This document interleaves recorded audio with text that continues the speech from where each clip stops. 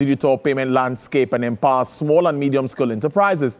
In a statement made available to the bank, to the media, the bank has said the upgraded platforms forms its ongoing campaign with the team innovation and for progress, empowering SMEs, connecting communities, simplifying banking. The newly improved POS boasts exciting new features designed to boost efficiency, transparency, and trust for merchants, including instant settlement, real-time monitoring, pay-by-link functionality, and 100% transaction success rate. Well, let's talk to Mr. Shamsuddin Fashola. He is the Group Head, Retail and Digital Banking at the United Bank for Africa. Thank you so much. It's good to have you here on this Good Friday.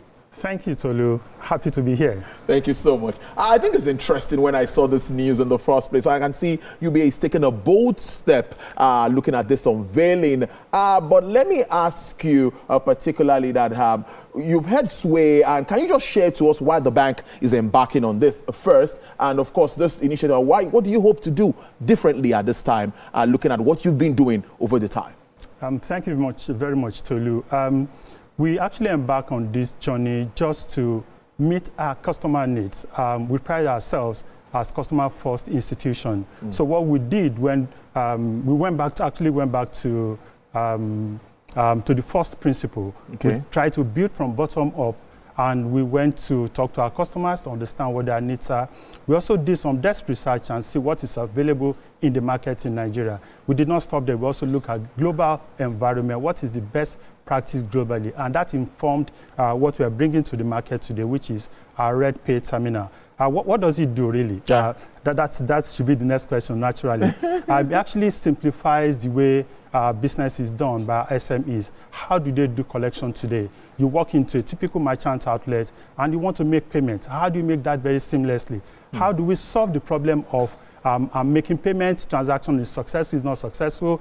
You have to be directed to go back to your bank and report all that. All that problem has been fully solved in our newly deployed POS terminals. Thank you. Okay, now let's look at the Revamped Money App and how you intend to enhance businesses for SMEs across Africa, particularly across the 20 African countries that you operate in.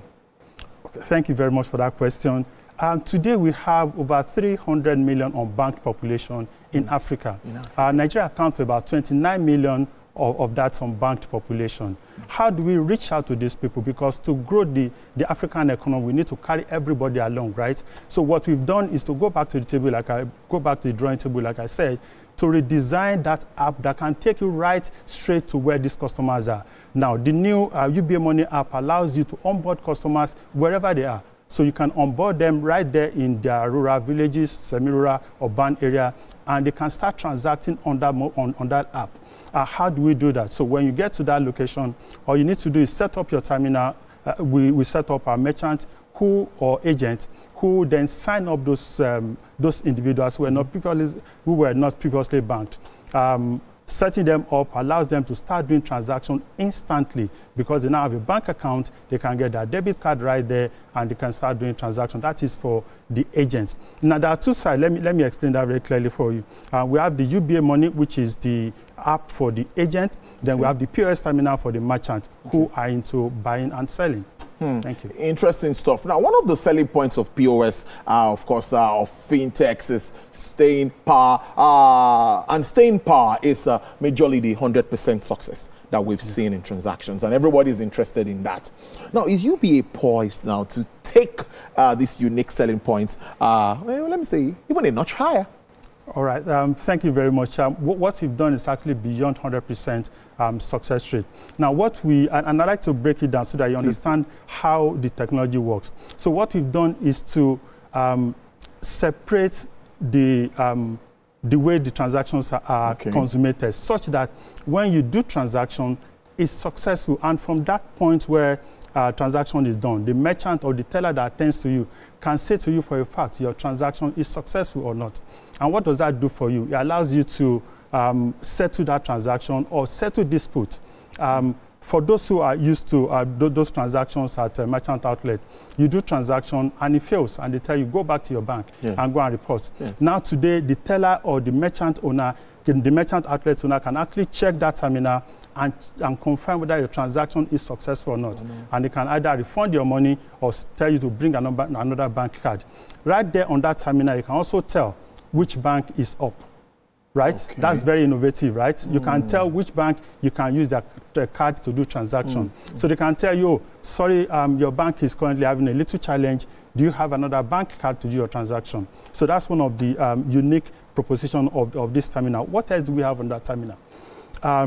Automated reconciliation. So most of these merchants today, they have challenge around how do I reconcile my transaction? So they have 1,000 transactions in a day. And somebody is complaining, oh, one transaction is not successful. So they have to go through 1,000 transactions to get that one out.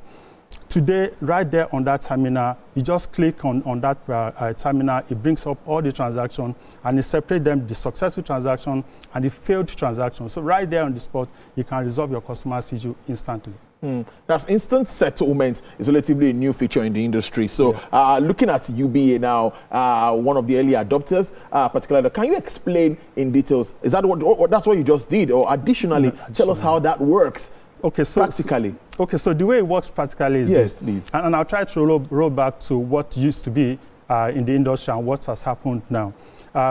Prior to now, typically when you do transaction today, the central bank and the NIPS platform will settle that transaction T+1. That is, every transaction that you do today, the bank will be credited the next day. So banks, by extension, will then credit the merchant. Yes. Today, NIPS and the Central Bank of Nigeria have also implemented multiple clearing sessions. So every 3 hours today, I can tell for a fact if the transaction is fully concluded and successful. So based on that, I can allow you to have access to your fund. But we've gone a step further than that. What we have done now is to tell you, so when you do transaction, we've created a wallet for you, which is collection wallet and your bank account. So we separated the two. That collection wallet allows you to see your transaction instantly as they are happening. So as a merchant, you see that your transaction that you've just done right now and there. Now, we're also giving you that power to take that money instantly to another bank account if you want to use that money instantly. Or if you don't want to do it like every minute and all that, the bank can actually, we're also doing it for you every 3 hours. So every 3 hours, we settle that money into your bank account. So you can use that to do any other transaction. And for merchants, this is very important for them, right? Because they need that cash flow to do transactions. A lot of them are trading with very small amount of money, and they recycle that money very fast. Yes. So waiting for 24 hours means a lot for them. So ability to get that money instantly is really helping their businesses. That's also a very good one. Now, let's look at millions of naira lost into financial fraud in Nigeria. And of course, UBA is notably among the top-ranking banks in the country with combating this issue. Now, industry stakeholders have also commended the bank's transparency. How does UBA's new POS system tackle persistent fraud now? You know, this has been such as fake alerts, charge balance scams. We can go on and on. We've been through this. I still have one pending personally as I speak with you with an ATM transaction. Okay, thank you very much. And that's the beauty of the new technology we've adopted for this POS terminal. What does it do really? I've explained how we've separated your collection platform, which is a digital wallet, and your primary bank account. Yes. Now, how do this fraud happen? So people typically will tell you, I've transferred 10,000 naira to you, and they send an alert to you, right? They get the format right, and they send it to you. You see the alert, oh, wow, this looks like what my bank sends to me, and you honor it, right? Without necessarily validating, probably you trust that person.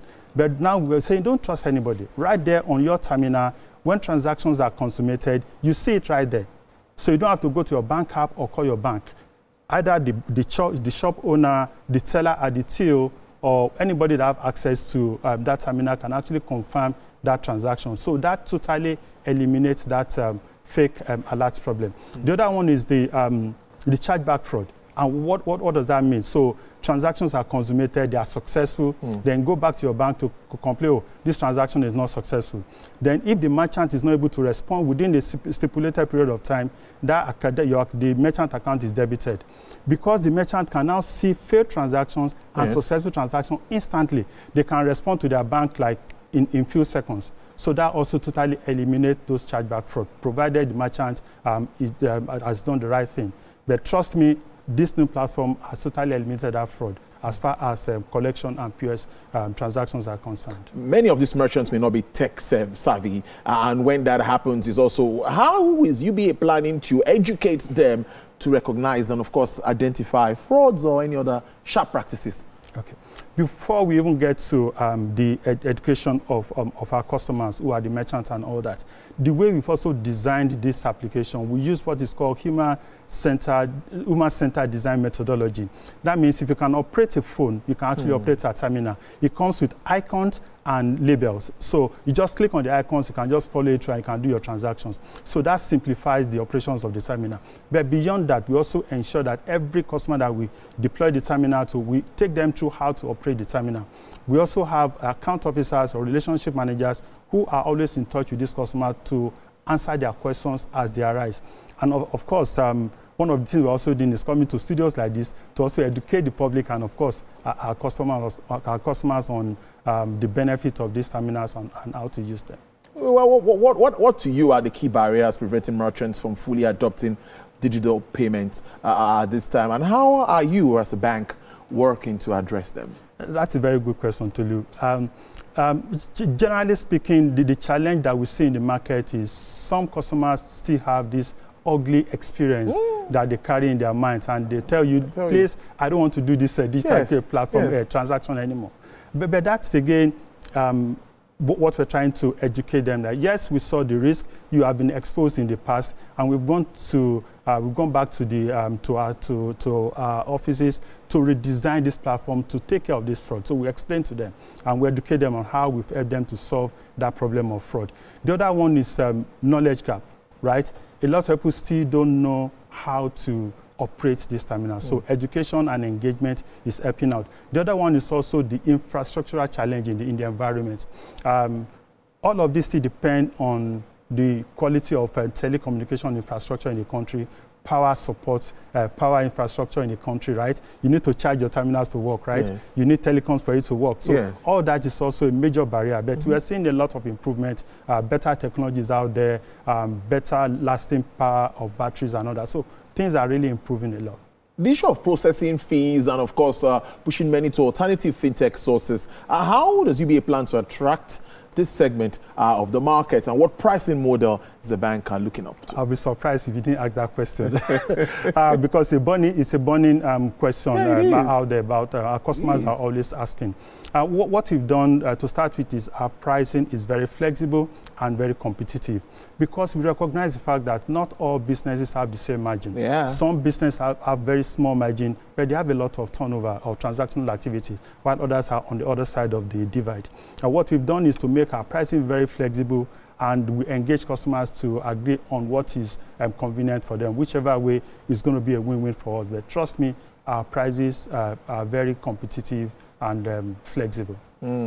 Now let's look at fintech, are often perceived as leaders of innovation. We've heard that. You know, I've even had that discussion talking about banking, fintechs, where do we stand in a matter of years to come. But how do you, as UBA, how ready are you to compete in this space while leveraging on legacy advantages?